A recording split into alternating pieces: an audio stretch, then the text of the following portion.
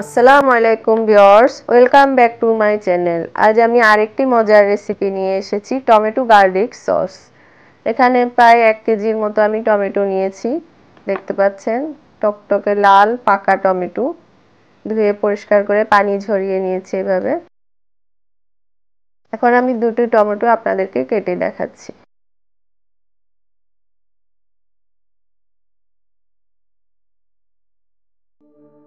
এই সাদা অংশটা, মুখের এই সাদা অংশটা সহ কেটে ফেলে দিতে হবে, এভাবে কাটতে হবে।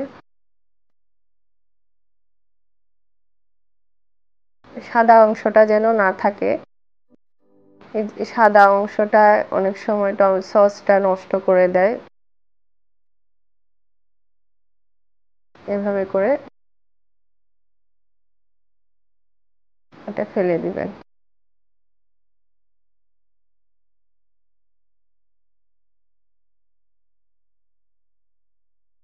এভাবে আমি সব কয়টা টমেটো কেটে নিয়েছি, দেখতে পাচ্ছেন। আর দুটো বড় সাইজের রসুন নিয়েছি। চলে এলাম কিচেনে। এখন আমি টমেটোগুলো দিয়ে দিলাম চুলায়।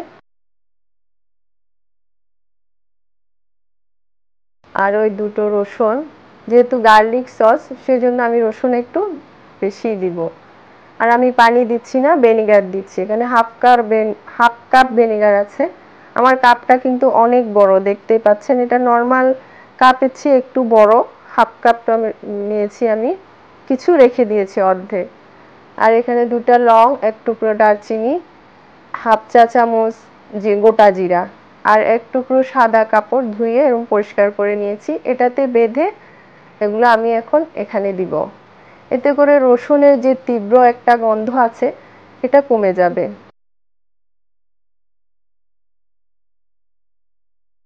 হাফ চা চামচ গোটা জিরা দিয়েছি, দিয়ে দিলাম। হ্যাঁ, দিয়ে দিলাম এভাবে পুটলিটা বেঁধে ভালো করে। 1 চা চামচ মরিচের গুঁড়ি, 1 চা চামচ লবণ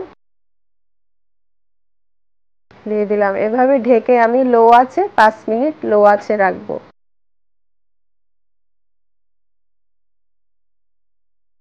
ফিরে এলাম 5 মিনিট পর।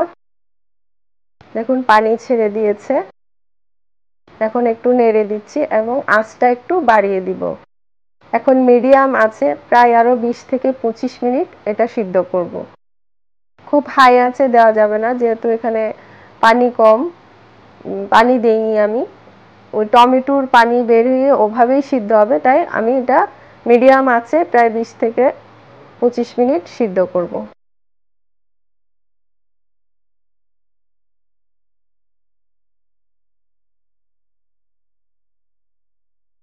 ফিরে এলাম 20 মিনিট পর। একটু নেড়ে দিচ্ছি, দেখতে পাচ্ছেন। দেখি কি অবস্থায় আছে, এখন সিদ্ধ হয়েছে কিনা। যেহেতু রসুন আছে, রসুনগুলো ভালো করে গলতে হবে। নেড়ে দিলাম, পানি ছেড়ে দিয়েছে।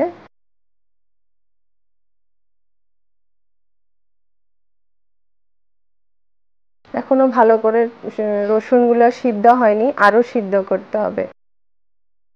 প্রায় আরো 5-6 মিনিটের মতো একটু সিদ্ধ করতে হবে। রসুনটা এখনো শক্ত রয়ে গেছে। আমার রেসিপিটা যদি ভালো লাগে লাইক কমেন্ট শেয়ার করবেন, আমার পাশে থাকবেন, আমার চ্যানেলটি সাবস্ক্রাইব করবেন, অনুরোধ রইল সবার কাছে। ঢেকে দিয়েছিলাম আমি, আবার ফিরে এলাম 6 মিনিট পর।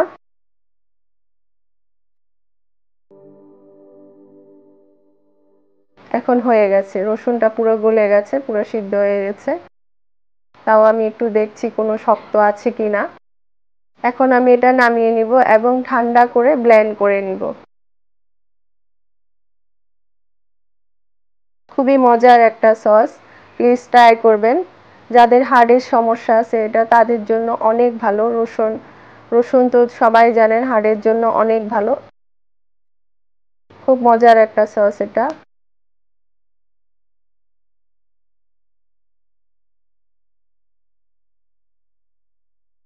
আমি ঠান্ডা করে ব্লেন্ড করে নিয়েছি, আর প্রায় 2 বার ছেঁকে নিয়েছি। আমি 2 বার ছাকার পর এই অবশিষ্টটুকু আমি পেয়েছি, দেখতে পাচ্ছেন। আমি ব্লেন্ড করার সময় দারচিনিটা শুদ্ধ দিয়েছিলাম, যাতে একটু ফ্লেভারটা আসে। তো আপনারা চাইলে দিতে পারেন, আবার না দিলেও চলবে, কারণ এমনিতে এটা সুন্দর একটা ফ্লেভার আসছে।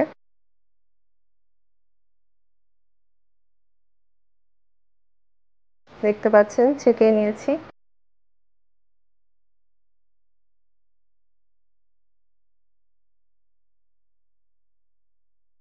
এখানে আমি 1 কাপ চিনি দিয়ে দিলাম।